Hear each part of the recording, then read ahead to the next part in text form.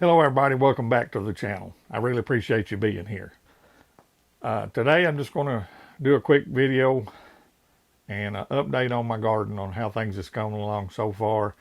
I'll show you what I've been doing and what I like, and I've got a whole lot left to do. I've got a lot of plants in trays that I started from seeds. If you haven't done so, guys, I really encourage you to learn how to start from seed and transplant to the garden. It gives you a head start on your plant size. You can get them started a little bit earlier and not have to worry about the frost or anything like that killing them. And then when you get them put in the ground, like I said, you've got a big jump and a head start on the season. So anyway, stick around. I'll show you what I've got done so far and how the garden is coming along. Okay, everybody, this is the red Pontiac potatoes that last time you seen them, they wasn't even through the dirt, and I had still had my row stakes in them. But they're doing really well.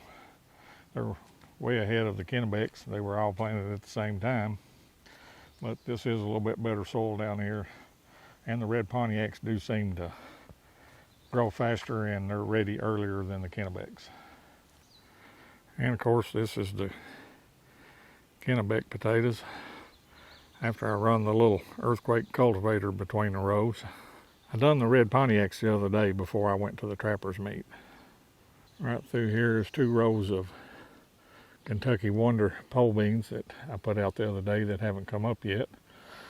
And right here is the beets and turnips that I used a little seed planter on. And they are coming up now. They're very small. But there's some of the beets. And the turnips are right back there. They'll have to be thinned out because, like I said, that seed planter drops too many seeds when you're using these real small seeds. Okay, everybody, here's the cabbage. They're doing well. And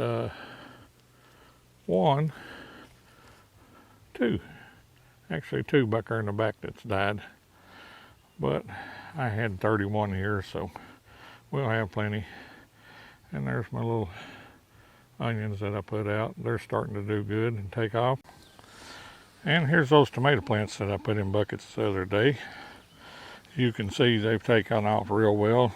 They're probably double the size they was when I put them in the buckets. And they're looking really good.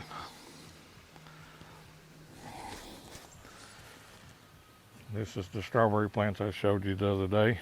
They're taking off good. These are from last year. And this is the raspberry bushes that I put out. Don't really see that they're doing anything. So I may have wasted my time on them. We'll just let them go and see what happens is all I can do. Now the strawberries that I put out here that I showed you earlier are doing really well.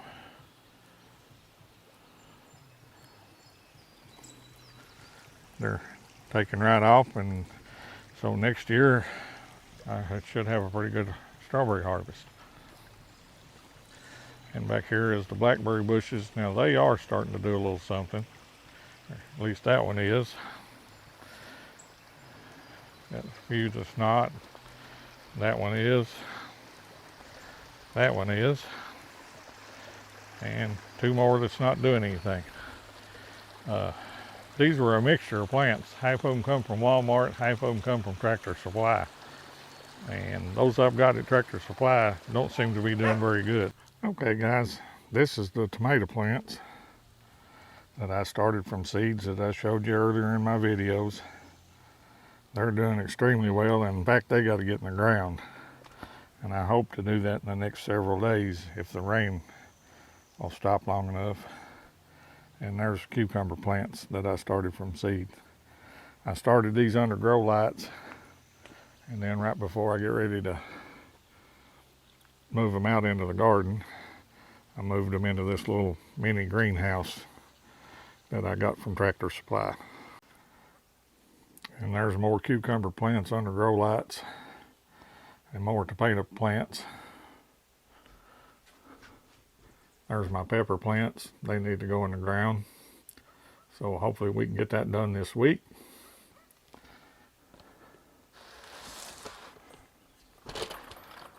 And this is my first time ever doing this. I've never planted sweet potatoes, but I'm starting some sweet potato slips on these heat mats and under these grow lights.